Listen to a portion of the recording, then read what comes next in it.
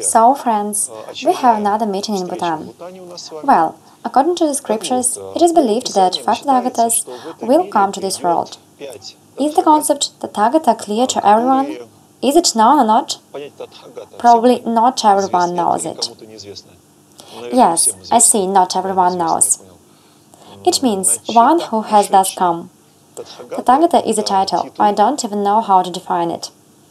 It's a being because they have absolutely indirect relation to the human race. He is a being that is evolving life after life for a long time. And in the end, moving on the path of self-development, he passes through himself all the possible variants of self-development. So, the Tathagata reaches perfection in all the visible systems of self-development.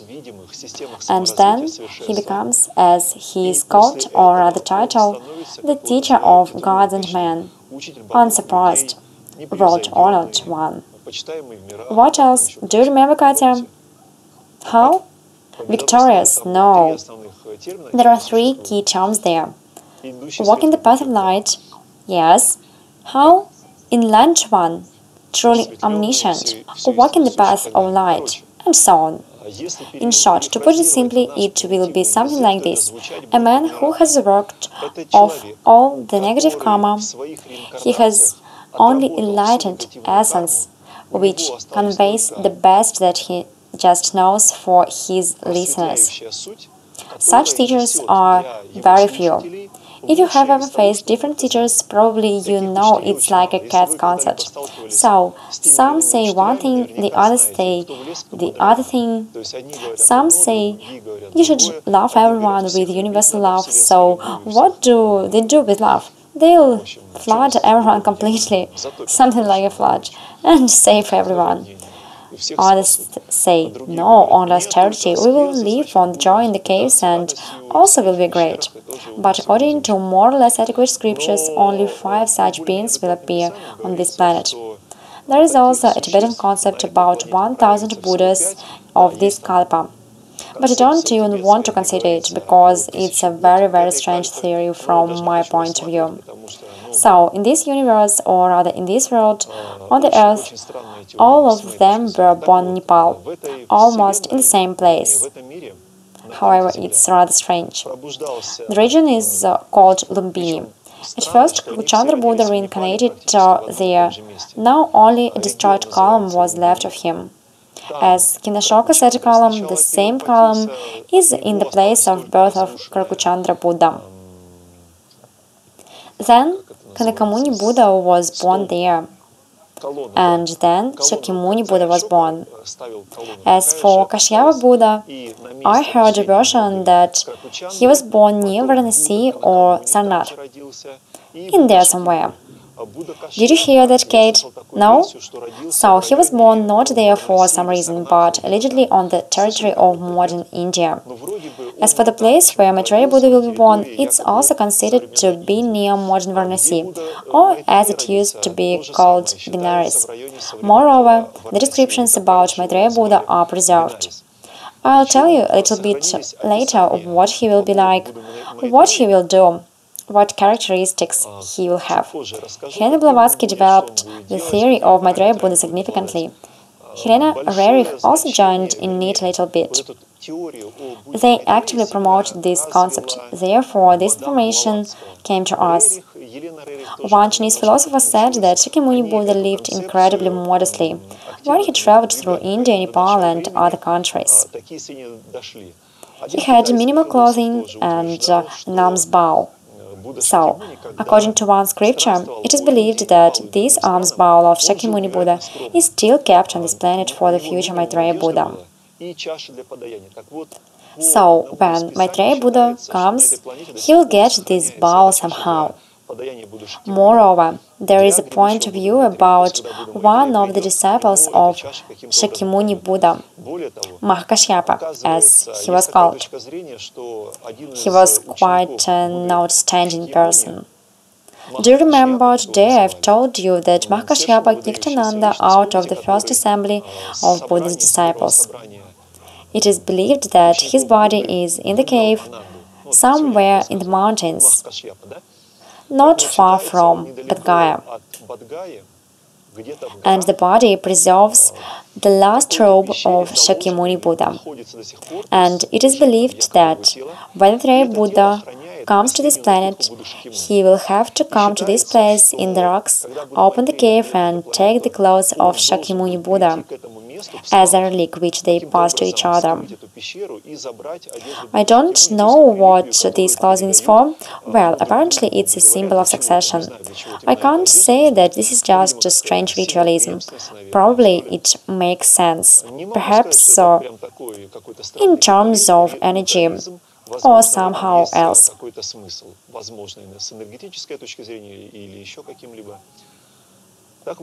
So, the story of Shakyamuni Buddha and Maitreya Buddha began a very long time ago. They traveled around different worlds and different teachers like friends. They studied together with Kashyapa Buddha. Moreover, there is a very curious story, but first I should explain you something.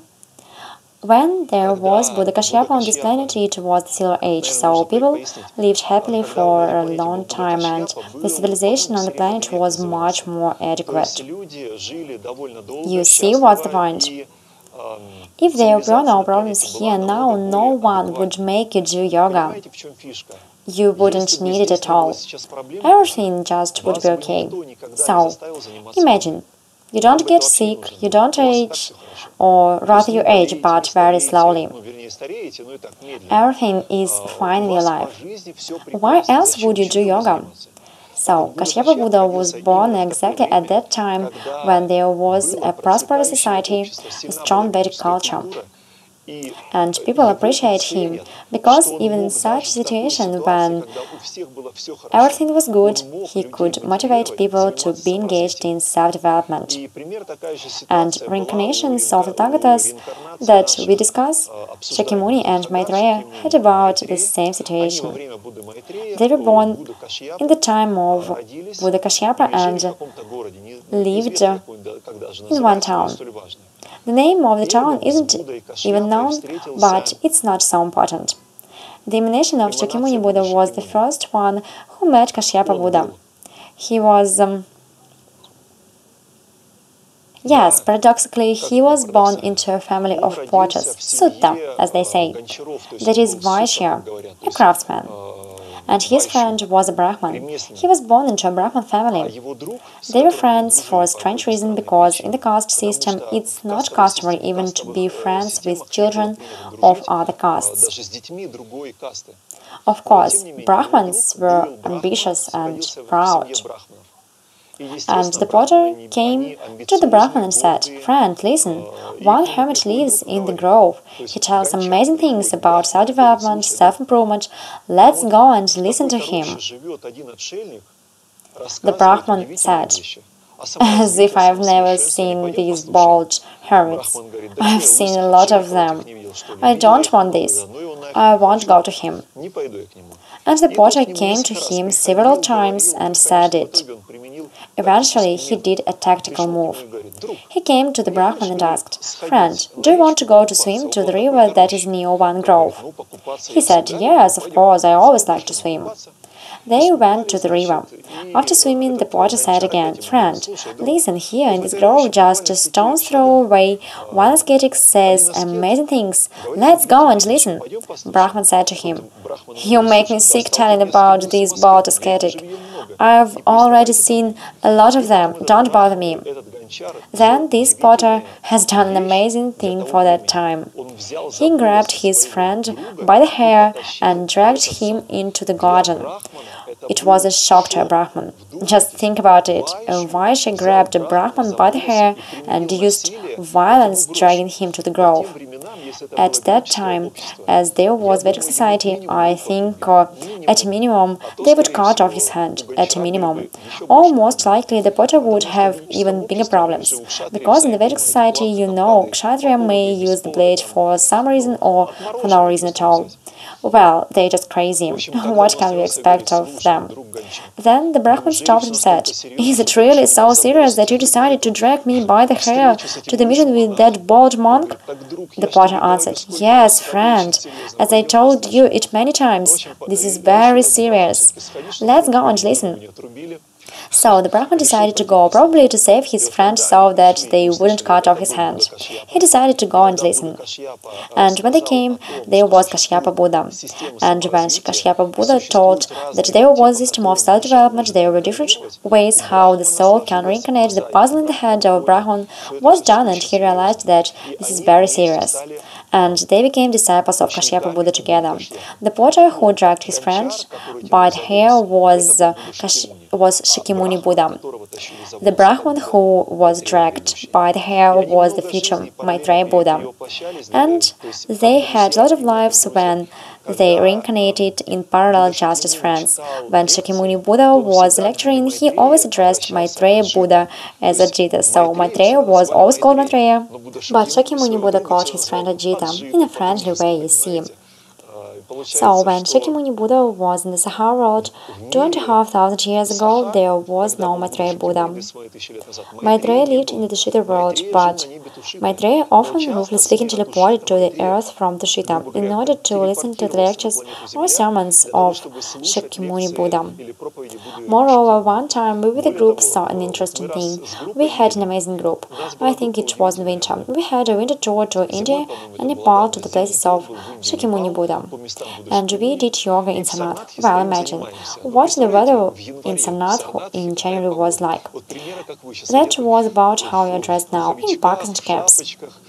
There was a heavy fog and the sun just began to appear. Katya, as usual, was conducting a yoga practice. I was walking around, waiting when they would finish doing asanas. Accidentally, I looked at the sky through the glasses. I had polarized glasses. I looked at the sun and I was surprised. In India, the sun looks different. When the haze is strong, you can look at it through the glasses. It is perceived absolutely normally through the glasses. And I looked at the sun and saw a disk that almost completely covers it. Moreover, it was clear that the disk is not the moon or planet, because the light flux is introduced. It's like a spaceship. Excuse me, but it makes me also smile because of this. But nevertheless, it was seen in Samnath. And I asked the guys who had glasses to look if I'm the one who has hallucinations. They said, no, it's real. It was seen only through the glasses because the intensity of the sunlight is strong, and if you look without glasses you can't see it. It's just a big glowing spot. But we could see it through the glasses. Maybe at this moment someone was also looking at Samnath at believing bodies with their stuff. Do you know how they walk with their penal things? Tibetans come and walk, so we saw this very strange thing. Well, according to some sources, Maitreya Buddha will be born in 6,670,000,000 years. This is a very strange thing for us. 6 billion, just think about it. But, nevertheless, it's believed that Maitreya Buddha will come to this planet when it's necessary to draw a certain conclusion on this planet. Those who are able to develop will hear Maitreya Buddha and will reincarnate out from this planet after the death. But not altogether, they will not commit ritual murder, but they'll reincarnate as they will live, so to speak. They will reincarnate in a world in another galaxy. And those who will not manage to reincarnate, they will go to higher education. So there will be a polarization, some kind of separation will happen. When Maitreya Buddha comes to this planet, it's believed population number will be so huge, so many people will live on this planet. Moreover, lifetime will be about 80,000 years. All the diseases will be eradicated. They will have only 3 kinds of suffering. They are the passions that will bother them, a hunger that the body can experience sometimes, and old age that will inevitably come closer. But nevertheless, they will live 80,000 years just happily. People and cities on Jambudvipa, that is, on the whole Eurasia, and most likely on the entire planet, will be so many that the houses will be almost near to each other, and the distance from one city to another will be less than a cock can fly. such a charm is given. Almost the whole planet will be like one big megapolis. What else will be amazing? Of course, Maitreya Buddha will not become a Maitreya Buddha immediately. He will be born as a ruler of a country. It will be Benares, that is Varanasi. He will be born in Varanasi. He will be a king who chants the wheel of Dharma. So, he will rule not by fire and sword, but by wisdom. He will win the countries not by conquering, but in modern language using diplomacy. So, he will negotiate, not forcing anyone. He will have so developed logic and rhetoric that any ruler will agree with him. Do you understand what mind such a ruler will have? And once he will establish peace in the whole Jambudvipa, and all the countries will prosper. He will abandon his position and become a wandering monk. So he will be engaged in self-development. Today the guide has told you almost the same thing about the king of Bhutan. What did he say? At the age of 60, he transferred his responsibilities to his son, and now he does yoga. He's engaged in self-development and lives very carefully preparing for reincarnation. He didn't say about reincarnation, but he left all the affairs of state. In fact, it's an ancient Vedic tradition. When the first grey hair appears on the head of the ruler, it's a sign that it's time to transfer the responsibilities and to prepare for reincarnation. Maybe Maitreya Buddha will also transfer his responsibilities when the signs that he has already completed his mission as a governor appear. Then he will begin a spiritual mission. It's actually the most interesting. Why? Because just as Maitreya Buddha will be able to unite all the countries from a political perspective, he also will be able to resolve the differences of any confessions which will be at that time from a religious perspective. But think about it, people will live 80,000 years. Can you imagine that? As for us, at the age of 80, we are on pills with crutches, right? 100, just unbelievable. 1,000, even more, but they will live 80,000. It is described in the sutra that women will get married at the age of 5,000 years. So, when a girl lives to be 5,000 years old, she will be ready to marry. Cool? And then she will have to live 75,000 years more. Cool? It's just hardcore. Will they have divorces? I think they will resolve it through the politics. Katya, I don't dare even to assume how they will solve this difficult problem. Andrei, is it written how they will practice spiritual path? No, it's not written about it. It's written that he'll be able to unite people and resolve all the differences that are possible. Because, after all, how do the confessions appear? Can you imagine why people create different religions?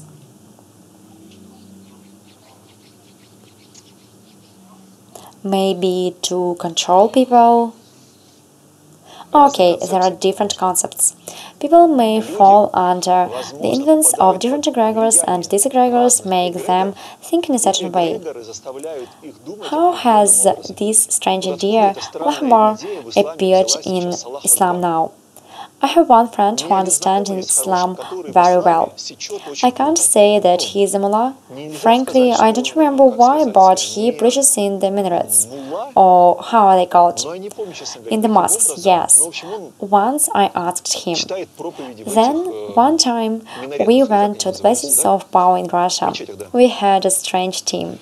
There were I, as a yogi, a mullah, and a few guys, the followers of Slavic native faith. That was just fantastic. We went to one region to look for the places of power in Russia. So I asked him a question. Why is there such a strange trend that people who read the same book do diametrically opposite things? He says that it's written in black and white in the book that you should find against infidel in yourself, so not to kill these infidels outside. but to eliminate some bad roots in yourself. Actually, all the religions say that, with the exception of some cave religions which still practice the idea an eye for an eye, tooth for a tooth. Of course, it's pointless to speak about them. They continue living according to their customs. But all the other religions that are more or less adequate say the same things, but nevertheless, probably some energy flows affect the consciousness in such a way that people can't come to agreement. There is the theory, if the heads of religions meet, they may find a common ground very quickly, but when the fanatics of certain religions meet, they immediately begin to sort things out in a raised voice. Perhaps people don't have enough culture or maybe wisdom, so it doesn't matter, we're speaking about another thing, so Buddha Maitreya will be able to eliminate all economical and religious differences. And apparently for those remaining 20 or 30,000 years he'll spend on this planet, he will be able to eliminate the differences on the whole planet and give the methods of self-development that will help the people who are capable of adequate self-development. This will happen at the end of this kalpa, before one event that is described in the other source. When Maitreya Buddha completes his mission, the suns will rise in the sky and scorch everything on this planet. So, the two suns will scorch this planet. Where they'll come from is unknown. Perhaps some sort of Nibiru will fly to the earth again and stay for a while. At least this topic is described. The creatures that are ready for development will reincarnate in another galaxy, on a planet that will be suitable more or less for their reincarnation. And apparently, the emanation of Shiva will appear here, chant the universal Om, and burn everything to ashes. The chaos will reign for some time.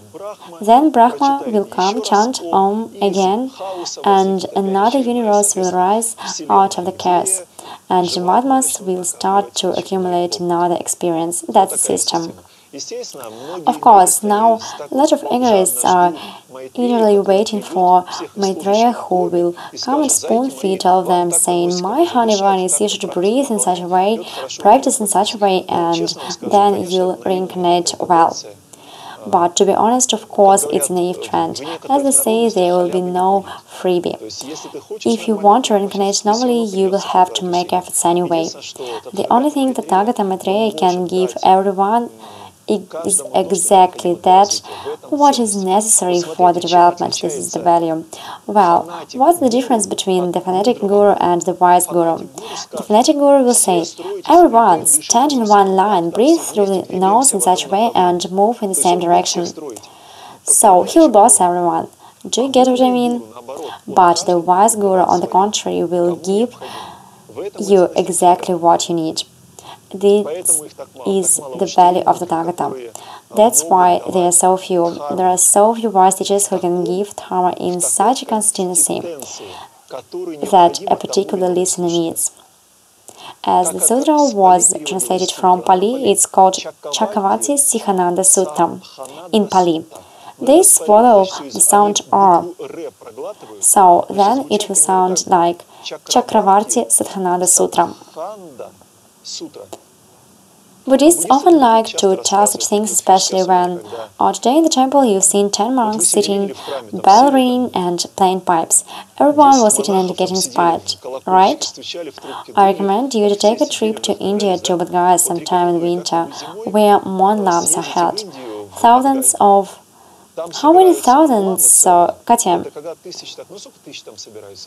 Learning of different schools is constantly held in Bodh Gaya. Whenever you go there, you'll get some events there. No, Katya, in fact, many in winter, so you can find in the internet when monlam is held. Remember the word monlam. They are held mostly in winter and, let's say, during 10 days. These are 10 days when monks of Karmakagyu school go there. They go there from all the monasteries of Karmakagyu from all over the world. Probably 10,000 people at a minimum. Have you ever been in Bodh Gaya? Do you have an idea of the temple complex? Can you imagine 10,000 people there?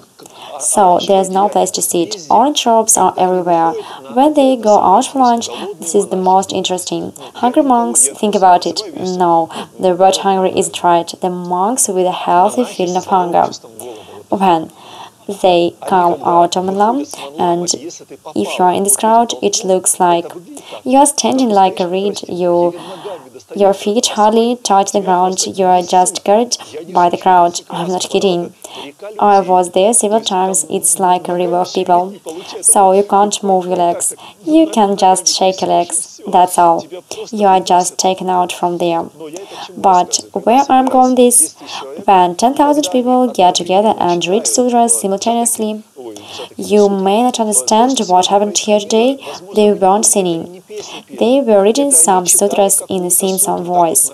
If you go to Manlam someday, keep in your mind, make a booking in advance, because you may come and there will be no rooms at all. So, when these 10,000 people reach Sutra, inexpressible vibrations arise in this place. Literally, you don't even need to yoga there. You just sit near them and your hair stands on end a little bit, but they only read Sutra. But how do they read Sutra?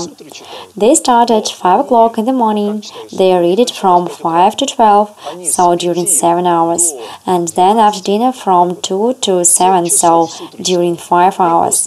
It's great, you see. That's why the energy is special, and lamas who go there are mainly serious. Imagine the recitatives are made by lamas who read sutras all their life from childhood. They have a velvet voice. This is one of the versions you have to understand. I interpret what is written. Of course, it's hard even to believe that in 6 billion years people will live so long. Look at this sickly world. Will it really survive? There's a war after war. A good question, thank you. Let me to rephrase it. So, there are some people who say, I will live life to the fullest, eat with a big spoon, there's nothing to worry about. Anyway, everything will be alright. Why should we struggle for animal rights? There's no problem, plastic bags, however, there's already a plastic ocean in the Pacific Ocean, it doesn't matter, everything will be okay. Anyway, yes? Anyway, everyone will live without illnesses. No, only those who will reincarnate at that time will live. To have luck to reincarnate in the time of Buddha is 1 in a trillion chance, probably. Believe me, those who live life to the fullest now, in that time, will also live, but only in another world of a different quality under different pressure. That's why, in this case, maybe the planet will survive only if ultrates get together and stay not indifferent to this reality. And thank the gods, more and more ultrates reincarnate now. If everyone is selfish and thinks only about himself and lives life to the fullest, it will not end well, it's obvious. One must have a specific mind, just a wretched mind, which assumes that you live only once. So, live life to the fullest. But this is nonsense.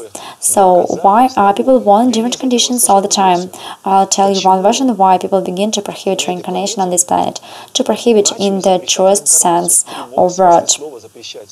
In economic terms, it's more expedient for the rulers to have people work well, be fruitful and multiply, pay taxes. Is that clear? It will not be expedient economically when people aren't afraid of death because of their religious fanaticism. This is one of the versions. There's another version. No one could defeat Slavic people for a long time, because the Slavs knew about the law of reincarnation and karma.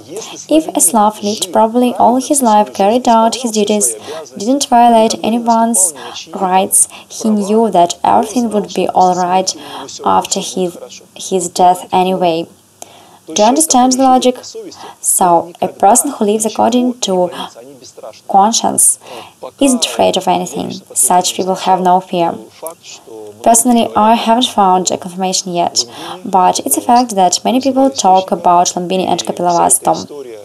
So there are two sources, and the story of enslavement, or rather the destruction of Kapilavastu. So the whole race of Shakya was wiped out. Me and the guys have already been visiting the places of Shakyamuni Buddha for many years. Almost once or twice a year we go to Kapilavastu and visit Lumbini. The energy in Lumbini? Perhaps for someone the concept of energy is too illusionary and unsubstantiated. So it's nothing for most, but nevertheless, those who are engaged in self-development or do yoga improve their sensory ability, and at a certain stage begin to feel different kinds of energy: good energy, bad, subtle, sublime energy. The range of sensations increases. So in the places connected with the birth of Shakyamuni Buddha, all women feel a very special energy. It's impossible to confuse it with anything, and the men also feel it. It's a very special energy, so actually it's such a fragrant, motherly place, as mother love is poured there. Andrei, you said yourself that practitioners who practice create the intention. For example, now we are going to create the energy, the illusion in this place, and at some moment we materialize it. The next practitioners begin to feel it, like they rivet to the stones. And then, yes, you have a clever mind, but hardly. There are a lot of other places, and as for intelligence, please understand, the practitioners will never adjust the story to themselves. Why? They have to spend very much energy on other things. What for will they create the illusion for someone? To cheat someone? What for? Now the government of Nepal makes a profit from this place. The first time I was there 15 years ago, there was total ruin there.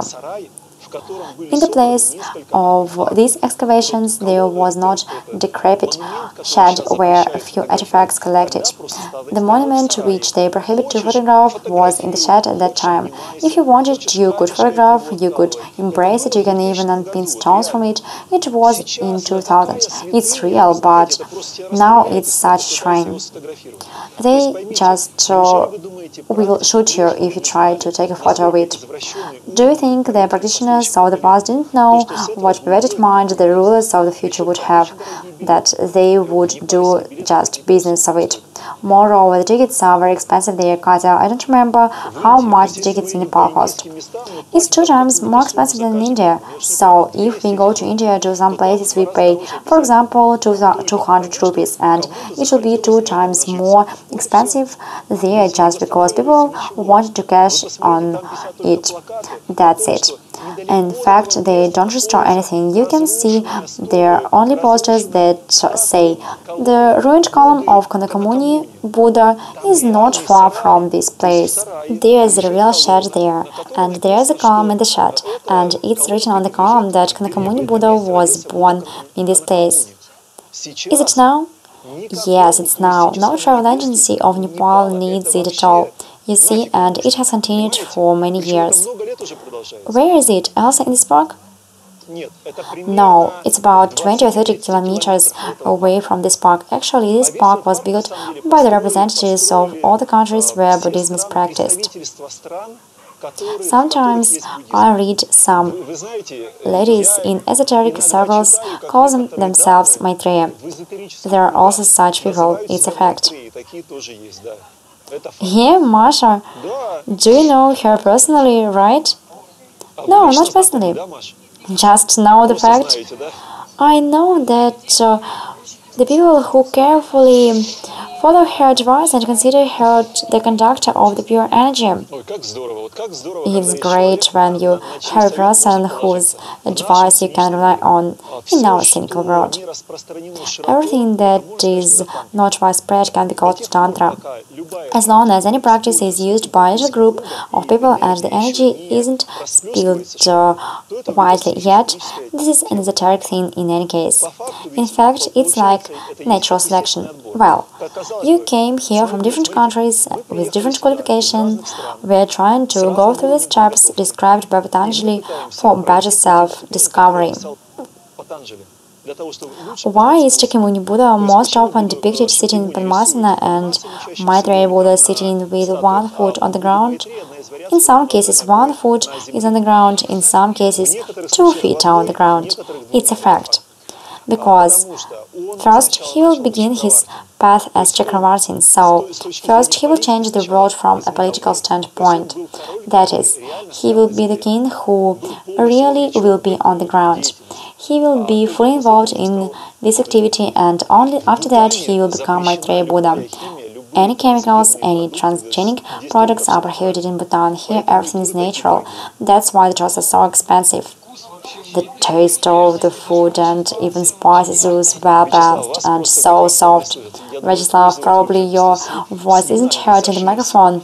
I think you'll make the mouth of listeners water, talking in such a way about Bhutanese food. But nevertheless, answering Masha's question, there is such a point of view that dragons, or nagas as they're called, control. And on the first day, remember, when we practiced mantra Om for the first time at the hotel with a huge hall, I also saw the projection of a large dragon. And I saw it too. When we practiced concentration, for me it was, I don't even know how to describe it. I saw the scale, but everything was in dark colors. It was so distinct that I saw even the 10. Then I saw how they look like. Generally, for me it was very unusual. Okay, well, yes. Actually, Bhutan is called the land of the Thunder Dragon. Yes, the land of the Thunder Dragon. I even took a photo of the clouds in the shape of a dragon. Great. Vali even had a photo of the clouds in the shape of a dragon, and I always remember dragons with respect from the chapter 12 of the Tathagata Sutra, where the dragon girl proved to Shariputra, or rather upheld the right of women to be engaged in the system of self-development, no less. She said to Shariputra, you are wrong. In my opinion, it's chapter 12 or the other chapter in the Tathagata Sutra. It's called Devadatta. There, in the end, when Shakyamuni Buddha had made a prediction to Devadatta, the dragon girl appeared.